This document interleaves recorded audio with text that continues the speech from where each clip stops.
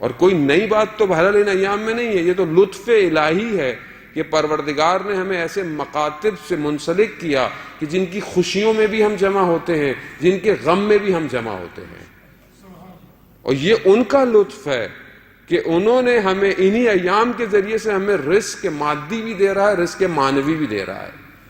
خوب ایک شخص آیا چھٹے امام جعفر صادق علیہ السلام، اللہم صلی علی محمد و آل محمد۔ امام کی خدمت میں مولا یہ قرآن کے اندر پروردگار نے ارشاد فرمایا کہ میں تم سے روز قیامت میں سوال کروں گا نعمتوں کا، یہ کون سی نعمتیں ہیں؟ تو امام نے خود اس سے پوچھا کہ تمہارے نزدیک یہ کون سی نعمتیں ہو سکتی ہیں؟ کہا یہ جو کھانا پینا پھل یہ سب جو نعمتیں۔ کہا میں تمہیں اپنے گھر بلاؤں اور پھر میں تمہیں کھانا کھلاؤں اور پھر میں کہوں اس کا شکر ادا کرو تو تمہیں کیسا لگے گا؟ کہا عجیب سا لگے گا، یہ مطلب کیسے میں اس کا؟ تو کہہ رہا میرے لیے تمہارے لیے عجیب سا لگے گا اور پروردگار کے لیے؟ تو کہا پھر جب نہ رسول اللہ پھر یہ کون سی نعمت ہے جس کا پروردگار سوال کرے گا؟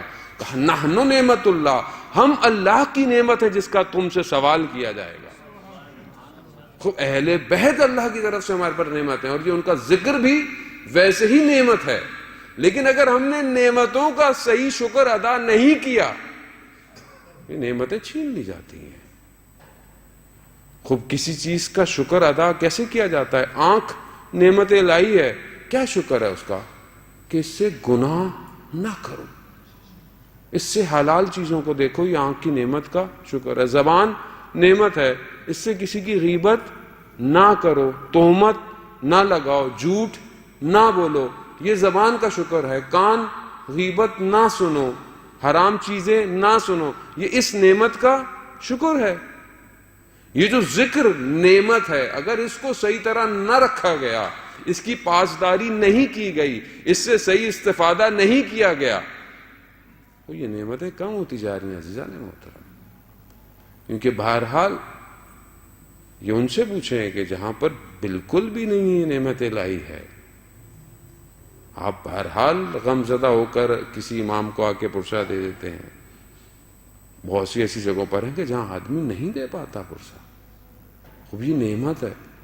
خدا خود قرآن میں کہتا ہے کہ اگر تم شکر کرو گے تو میں تمہاری اس نعمت میں اضافہ کر دوں گا۔ تو بہرحال اس نعمت کو سمجھیے اور شکر کیجیے اور کوشش کیجیے اپنی زندگی میں کہ یہ ذکر چلتا رہے۔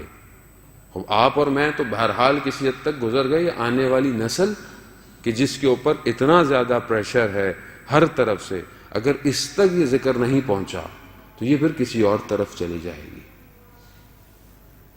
اور روز قیامت ہم سے ان کا سوال کیا جائے گا۔ صلوات بھیجو محمد و آل محمد۔